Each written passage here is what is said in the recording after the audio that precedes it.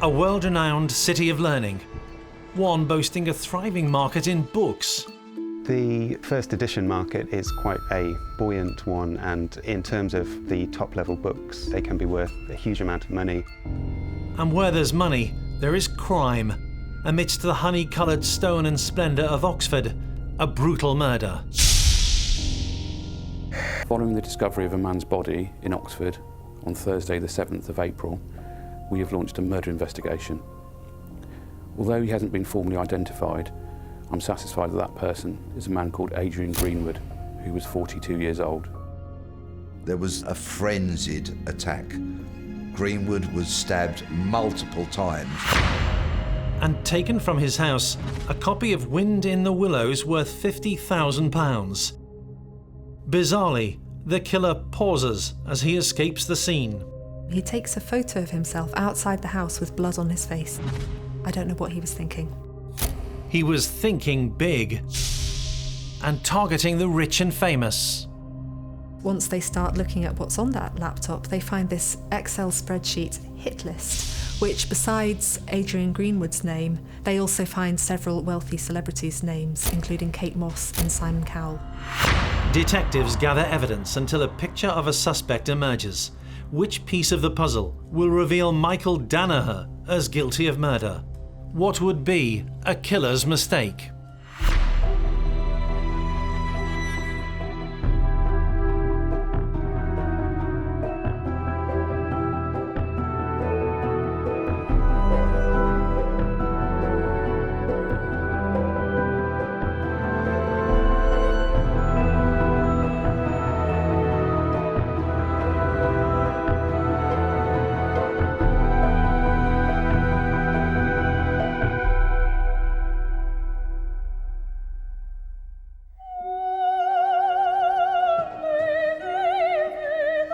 It's a story which could have been lifted from one of the novels of Colin Dexter and the depictions of his central character Morse in a British TV series.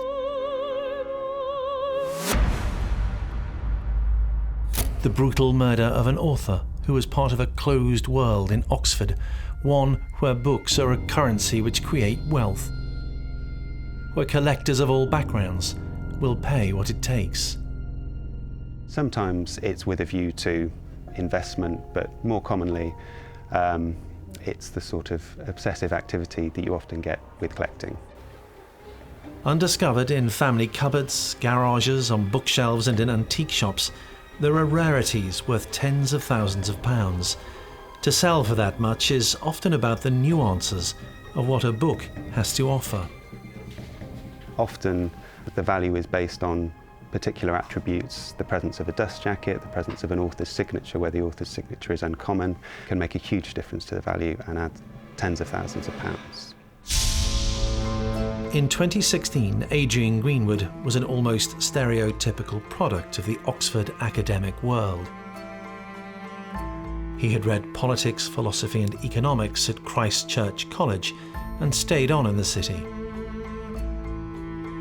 By his early 40s, he was living not far from where he'd been a student. He was a twice-published author, dealt in classic cars and works of art, and had become one of a select few trading in rare books. Mr. Greenwood is well known in Oxford, and we know that, or we believe that he was running a number of businesses. He was a collector of historical books, antique books, books of historical interest, first editions, that sort of thing. Within Oxford, there are only really sort of three or four people at a time in terms of actual dealers with premises or websites and that sort of actual businesses as such. So it's quite a close community, and with that, a fairly competitive community. Greenwood had become highly considered in the closed book world, good at the hard sell, a natural at uncovering rarities.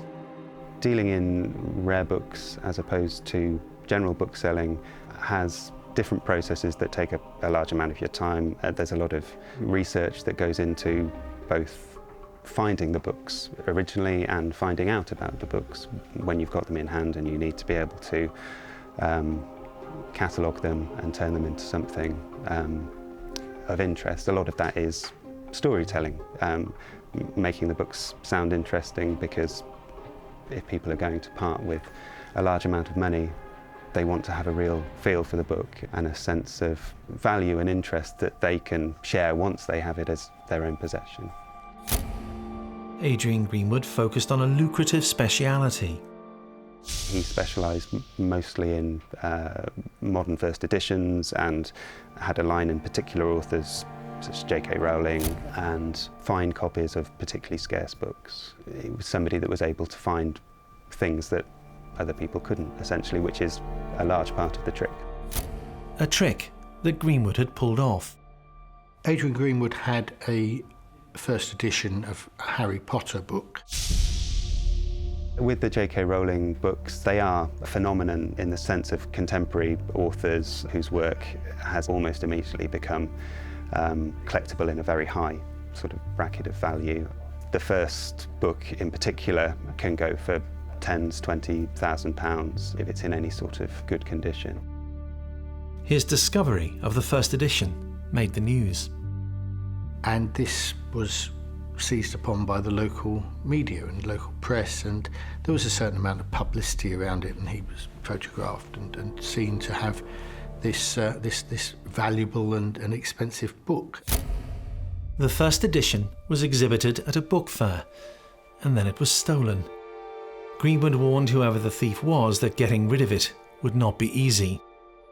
It would be incredibly difficult to resell a book that had been stolen, because both the community of the book trade is closely knit enough that word would circulate that it would make it impossible to sell to the trade, but also any form of public marketing of the book would attract attention, because the interest in finding those particular titles is so large. They're not going to go unnoticed, and obviously you need them not to go unnoticed if you want to sell them. So the idea that you could then resell the book for anything like its original market value just wouldn't be possible. Sure enough, the stolen Harry Potter first edition was found abandoned outside an Oxford store and subsequently returned to Adrian Greenwood. That was not his only book of value. He had placed an advert online for a copy of Wind in the Willows with a sale price of just under £50,000. The word was out. Adrian Greenwood had some very valuable books, and at least one person was following the story with a self-serving interest. A man called Michael Danaher. Michael Danaher was known as the Gentle Giant. He's a large man, very tall, 25 stone or so. He'd worked with his wife at John Lewis in Peterborough, and they had 2 sons. He then left that job and went to work as a manager for an engineering firm. His marriage broke up, but he still maintained contact with his sons, who were at that time sort of 9 and 15 years old, and he saw them at weekends and tried to play his part as their father as best he could in the circumstances. Michael Danaher, Mr. Ordinary, but one with issues. Danaher had money problems, serious money problems. He was in debt. He wouldn't tell his ex-wife or his sons about it, and tried to cope, and tried various means of coping so that he could make life as normal as possible for both himself but also for his sons. And one of the things he did was to look at eBay and find low-value things to buy and then sell on again and make a little bit of money to keep his head above the water. But it wasn't really working, and he was kind of sinking further and further into a sort of morass of debts. He couldn't see any way out of that, apart from crime. Not petty crime either. The Gentle Giant wanted to score big. He began researching people to burgle. In early 2016, Danaher trawled the web looking for potential targets. A wealthy donor to a British political party, Adrian Beecroft, was one. Danaher decided he was a worthy target, and he went and posed as a delivery driver at Beecroft's house in Hampstead. But his wife fought him off, essentially. He tried to push past her, and it was all bungled. And It would have been better for everybody concerned if Danaher had realised at this point this really wasn't his forte, and perhaps his ideas of making money ought to go in a different direction. The criminal life of Michael Danaher had exposed him as something of an amateur. Still the attentive father at weekends, he was not put off, assiduously researching ways of getting rich quick and illegally. He effectively found himself a hit list of people that he felt might be vulnerable, might be good targets to yield him a better return than he was getting on buying and selling on eBay. And there were people on that list who were like hedge fund managers and people who weren't known, but there were also celebrities on there who he thought would be vulnerable for some reason to him stealing from them. TV star and entrepreneur Alan Sugar, model Kate Moss and former footballer Rio Ferdinand were all considered by Danaher as wealthy enough for him to consider breaking into their homes. But Danaher soon decided on an easier target. He remembered the story about the man who dealt in rare books. The two very different worlds of Adrian Greenwood and Michael Danaher were about to collide. Danaher thinks there's money to be made in second-hand books. The potential can be 20, 30, 40,000 and up. It's the sort of commodity where if scarcity comes into play and somebody wants it enough, then you're talking X amount. And one of the people that he clearly discovered during his research on the internet was Adrian Greenwood. The reason Danaher targeted Adrian Greenwood was because Greenwood had previously appeared in the media talking about the value of rare first edition books, and he thought, I'll get in on this. When Greenwood had appeared in the media, obviously he hadn't really thought about the fact that that would mark him out as a victim. He didn't have security in place. He was just living a normal life in his house in Oxford. Danaher dug a little deeper. He discovered that Greenwood had valuable books for sale, in particular a first edition of Wind in the Willows, for which Greenwood was asking for £50,000. Danaher's research also revealed that Adrian Greenwood worked from home. He uncovered precisely where he lived, the Iffley Road in Oxford. The more Danaher read, the more he could dream of what treasures lay inside. Adrian Greenwood was fairly open about the valuable items that he owned, like this Wind in the Willows book. He'd had publicity, and Danaher had picked up on this. Greenwood really was a victim waiting to happen. Danaher had already demonstrated that he was no criminal mastermind with his failed attempt at burglary of a family in Hampstead, London. The stupidity of Michael Danaher is pretty much off the Richter scale. Undeterred, he now had a new target in mind, the home of a man happy to boast of the valuable books that he had for sale, and who had one in particular on offer. Wind in the Willows, complete with a much vaunted dust jacket. I can steal that, and maybe some other kind of things. That would bring about the end of my financial worries. He hatched a plan. He plotted a route from Peterborough in south-central England to Oxford and to the home of Adrian Greenwood.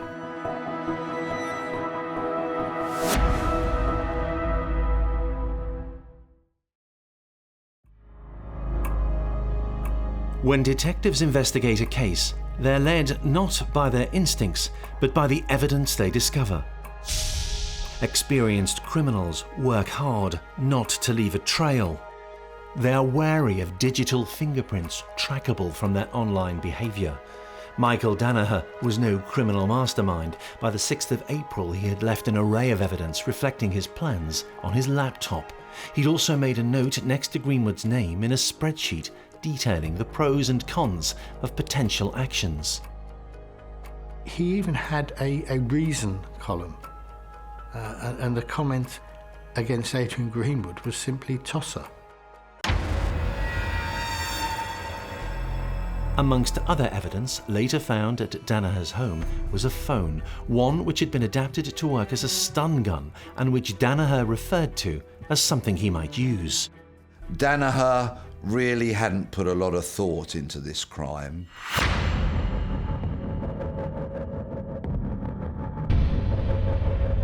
On the 6th of April, Danaher drove from Peterborough to Oxford. Danaher had his target. He may not have known why it was so valuable, but he had seen online that Greenwood was trying to sell a children's book called Wind in the Willows, and he was trumpeting the small but vital attribute that made it very valuable, the one which would tempt collectors into spending big. The Wind in the Willows is an example of a book that does not normally survive with a dust jacket in terms of what it could sell for. We are talking more like £50,000. Without that, it's, you drop a zero off for the same book. That's the difference that that thin bit of paper wrapping around the book can make. Danaher drove the 2 hours from his home in Peterborough and arrived in Oxford. April 6th began as a sunny day. Nobody could possibly know that he was on a mission. He travelled on foot from a city centre car park to Iffley Road. As the day went on, the weather changed.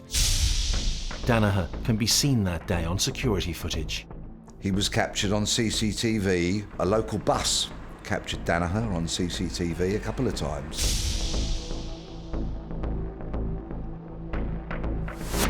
As he walks along the Iffley Road, he can be seen checking inside his bag. It's unlikely that passers-by would have considered him worthy of their attention. He went to Adrian Greenwood's house.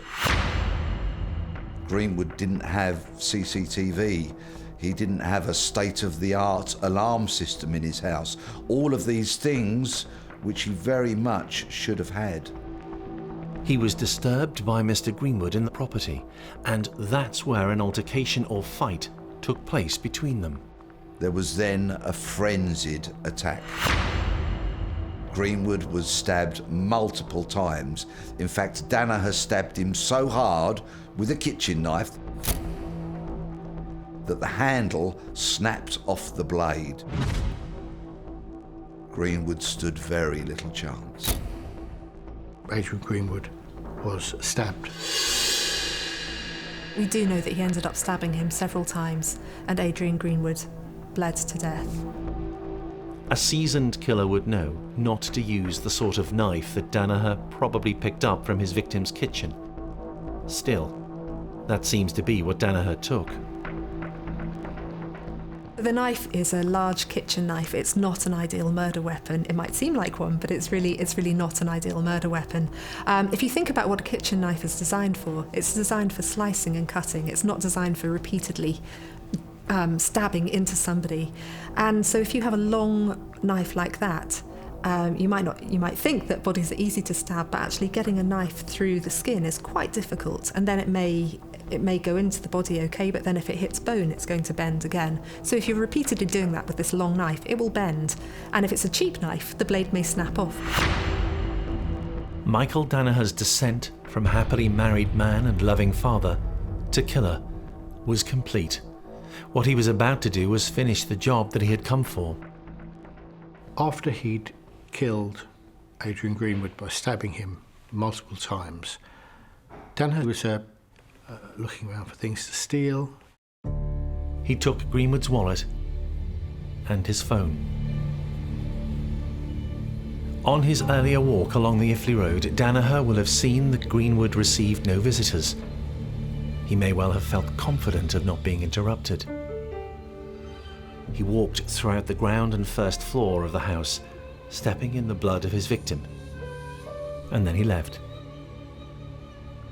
What he did next has few parallels and exposed both a bizarre state of mind and a total absence of understanding how a later investigation might work.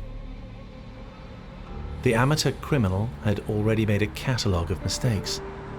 His next one is perhaps the most memorable in the case of the murder of the Oxford bookseller. Michael Danaher took out his phone in broad daylight and captured his image. When he left after 2 hours, he took a selfie outside the property, showing himself there. Danaher, after he'd murdered Greenwood, even took a selfie at Greenwood's house. Well, of course, that photograph contains a lot of metadata that would be able to place Danaher at that house at that time. A selfie which displayed the blood of Michael Danaher from a cut that he seems to have sustained during the attack. I don't know what Danaher was thinking taking a selfie of himself with blood on his face, but what he should have known is that one of the first things police do these days when they have a suspect is they seize their mobile phone, they seize their computer records, and they'll go through and they'll look at those things like their photos, the text messages they've sent, the phone calls they've made, and that's all evidence against them. Danaher did not delete the picture. He's fresh from killing Greenwood. He's just killed him. He's got his blood on his face. And he takes his photograph. Bizarre behaviour, having just killed somebody. What kind of murderer takes a selfie of himself at the murder scene? An amateur murderer, perhaps. Inside the home of Adrian Greenwood, a bloody scene. Danaher had not tried to cover his tracks. In fact, he'd stepped in them. He had not considered the presence of his DNA. Earlier in the day, he'd not bothered to consider the presence of security cameras around the city, or on buses which regularly travelled up the Iffley Road. There are 6 million security cameras at work in Britain at any one time. Experienced criminals know all about them, not Danaher. It was still daylight when Michael Danaher left the home of Adrian Greenwood. He had committed only the second crime of his life. The first had been a failed aggravated burglary and extortion. The second had been theft and murder. Both had been desperate attempts to dig himself out of a debt hole and retain face for his 2 children. But the amateur was simply not equipped to be a criminal. In his bag, he now had the rare copy of Wind in the Willows, the contents of Adrian Greenwood's wallet, and Greenwood's phone, still switched on. He had parked just off the road that he had earlier been seen walking along, and now returned to his Citroën Picasso. He then gets in his car, still carrying Greenwood's mobile phone, and drives back to Peterborough. We can tell that he's really got no sense of how he might be caught, what things he might have to take care of to make sure that the police can't follow him, because he takes no steps whatsoever to try to disguise the fact that he has made that journey. As daily life continued in the busy city of Oxford, no alarm had been raised. The horrific murder had been inside a property at a time when neighbours were not at home. If Adrian Greenwood had screamed for help, he hadn't been heard. Danaher was on his way home, and although the killer had left a trail of evidence, one key mistake would still be needed to alert detectives to look for that evidence in the right places, to consider Danaher as a suspect. Because Danaher was a previous good character, lived 100+ miles away, no connections to the area, it might have been very difficult to find him and connect him into the murder. To find the selfie, they'd have to find the phone it was taken with. To compare the murder weapon with knives in Danaher's home, they would need good reason to search his home. Before police could uncover who had killed Adrian Greenwood, they would need a lead for them to connect Danaher to that crime. Even if an image of a suspect would emerge from CCTV, there was no match to Danaher's face on the National Criminal Database. Danaher had no criminal convictions, not even a caution. He was completely off the police radar. With no witnesses and no link between Greenwood and Danaher in the past, why would detectives begin to suspect him? There was something else. Adrian Greenwood was not always Mr. Popular. There was a possibility that he had enemies. By all accounts, he wasn't an easy man to get on with. He'd made a number of enemies, both in his personal and in his business life. There's a number of stories about him, the most interesting of which perhaps is that he once is meant to have held a washing machine installer hostage in his house for a number of hours because he wasn't satisfied that the door on the machine was working properly. Here we have somebody whose life and the way that they're perceived by other people might make you think that there were lots of people who had reason to do him harm or to do him down. Solving the case of the murder of the Oxford bookworm may not be straightforward.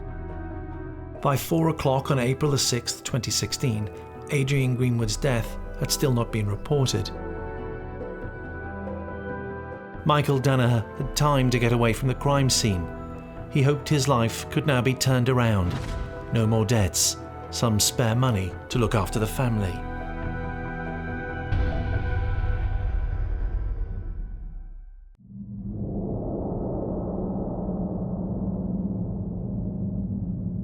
Back in Peterborough, Michael Danaher has returned to the life that he was trying to escape. His was a lonely world.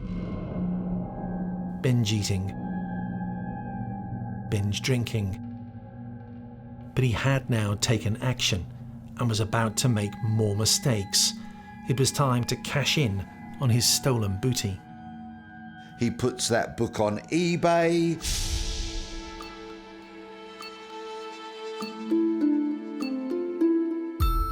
April 7th, 2016 was a day of showers with extended periods of spring sunshine in Oxford. As throngs of tourists, students and locals came and went and commuters headed to and from work, the body of Adrian Greenwood still lay behind closed doors in the hall of his house. That afternoon, it was discovered.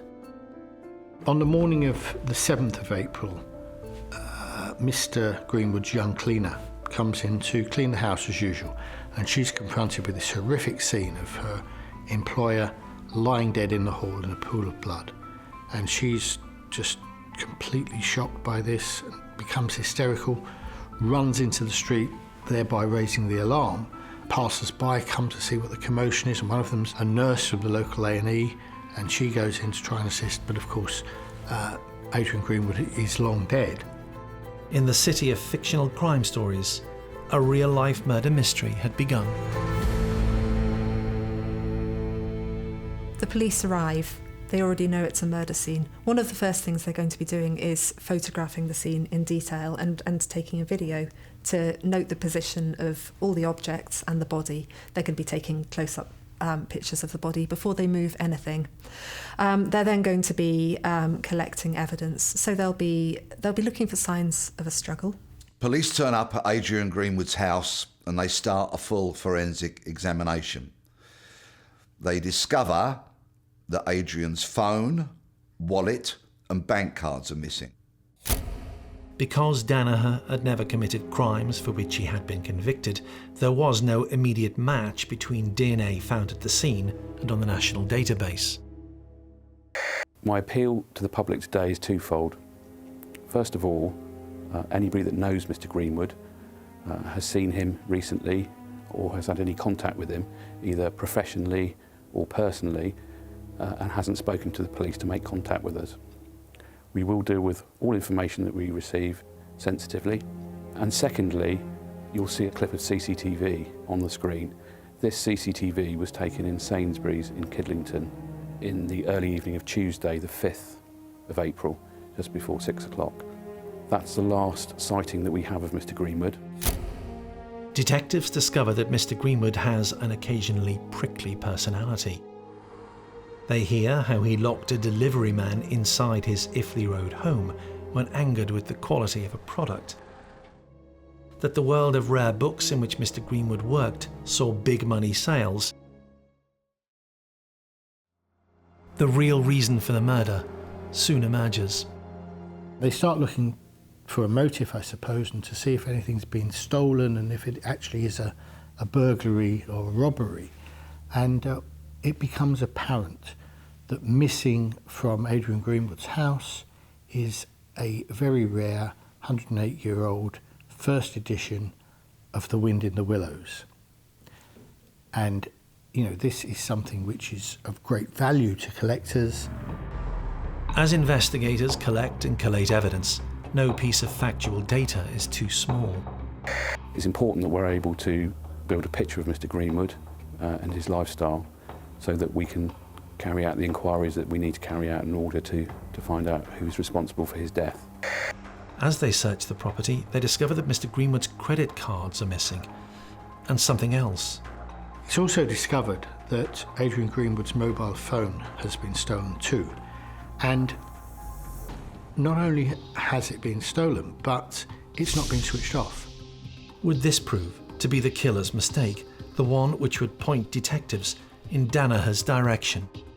So the phone's communicating with the network for a further 3 hours after he's murdered. And of course, every time it communicates to the network, it betrays its position and where it is. Even though he's not using Greenwood's phone, that phone is continually signalling to the mobile phone masts that it passes, and police can track where that phone has been and where it ends up. So the police were able to do cell site analysis. That means they can track that phone's movements. And from that, pretty quickly, police were able to plot, well, Greenwood's phone has gone from Oxford to Peterborough. And that's a fantastic lead in their investigation because it suddenly narrows down the field of people who could have committed this crime to people who were travelling at that time between Oxford and Peterborough.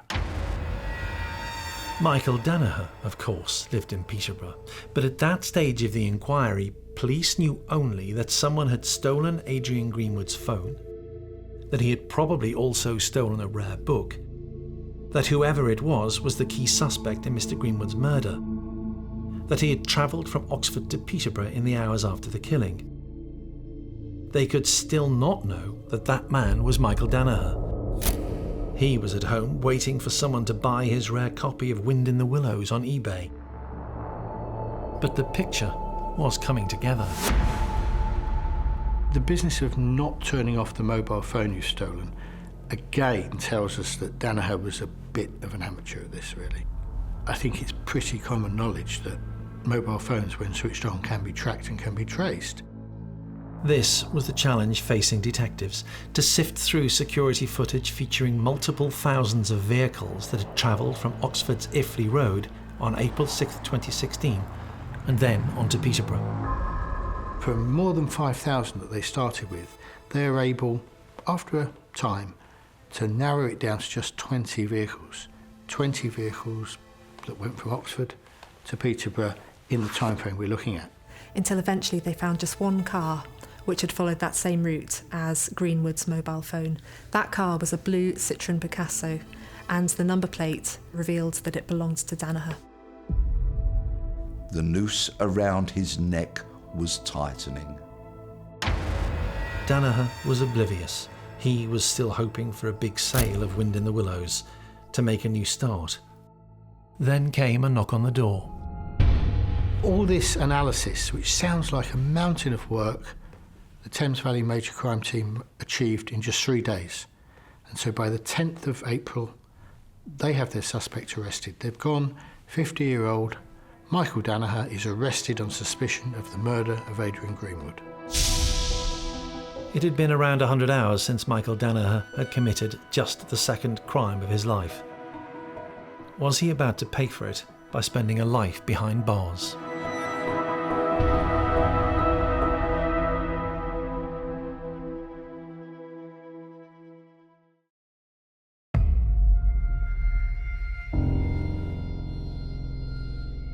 As Oxford had woken to the news of a bloody murder in the shadow of its world-famous colleges, people living in the city may have expected that a lengthy police inquiry would be needed. In fact, just 4 days after the murder, the police had a man in their sights. Michael Danaher. When he's arrested, Danaher vehemently denies the allegations. Nothing to do with me, don't know anything about it. Once Danaher's become a murder suspect, police get a warrant and they go and look in his flat. They find several things which are really, really incriminating. For one thing, they find a pair of boots with blood still on them. The first thing that police saw when they entered Danaher's home was that there were a pair of bloodied boots on the carpet, on the mat. He hadn't even washed them off, let alone get rid of them. Those boots had the blood of Adrian Greenwood on them. Danaher's mistakes are coming home to roost.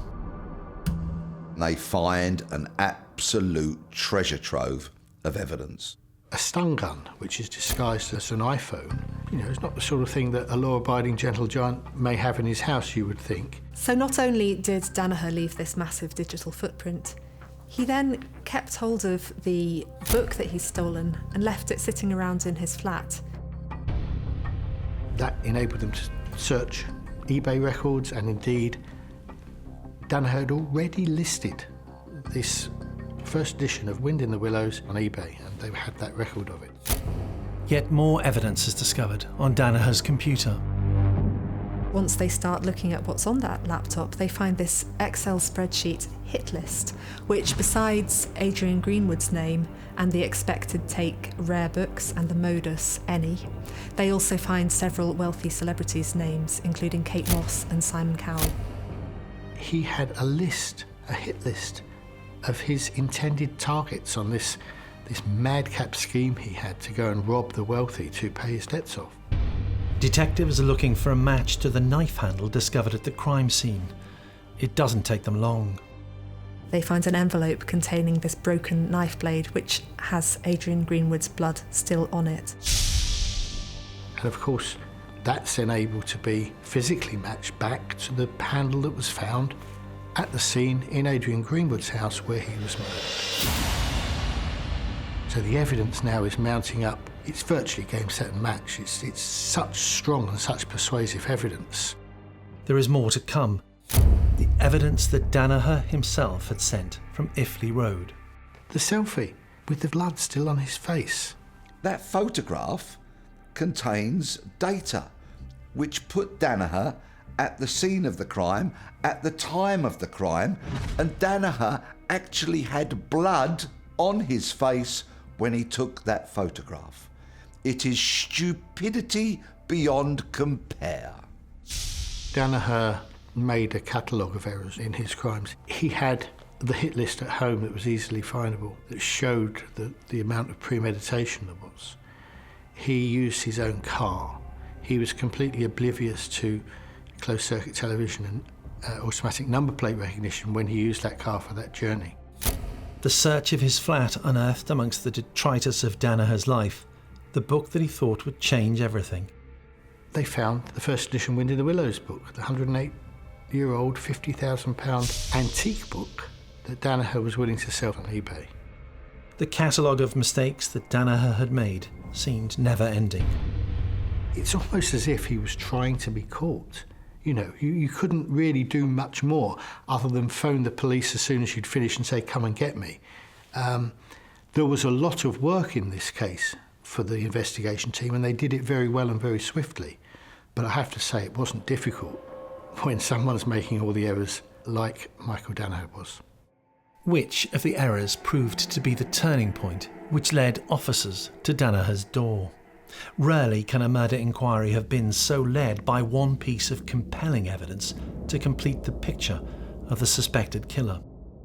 Danaher's really fatal mistake was taking Greenwood's phone, because that enabled police to track the journey that the phone travelled on and then narrow down the cars that had similarly travelled that route to pinpoint Danaher. He kept Adrian Greenwood's mobile phone switched on for 3 hours. That was like putting a tracker in your pocket. It put him from Greenwood's house back to his apartment. The evidence trail was substantial, it was watertight, it was irrefutable. They'd never have got to him as a potential suspect if he hadn't have left the phone switched on so they knew to look in Peterborough. The case against Michael Danaher was compelling, and given the number of mistakes made by the killer, it might be considered as an easy arrest. Not necessarily the case. Even when you're confronted by a frankly quite dumb murderer like Michael Danaher, you have to get the evidence right.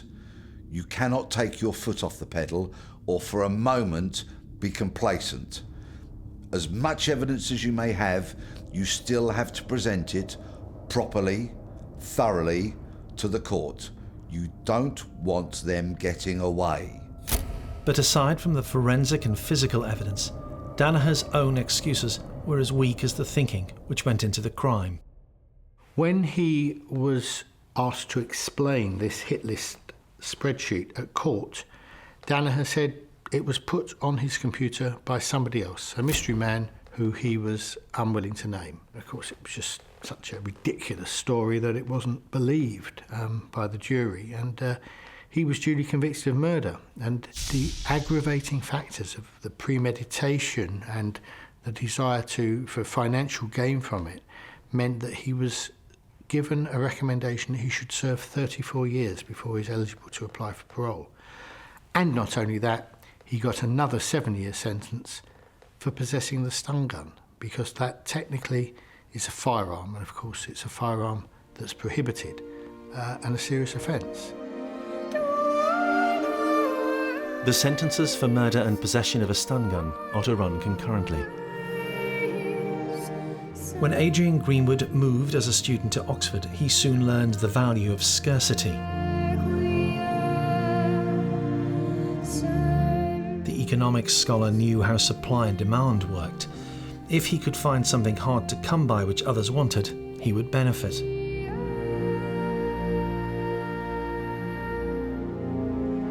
Greenwood was a natural researcher, good at separating the commonplace from those books which would command a high price. He was oblivious to those who would seek a quick win. Men down on their luck, like Michael Danaher.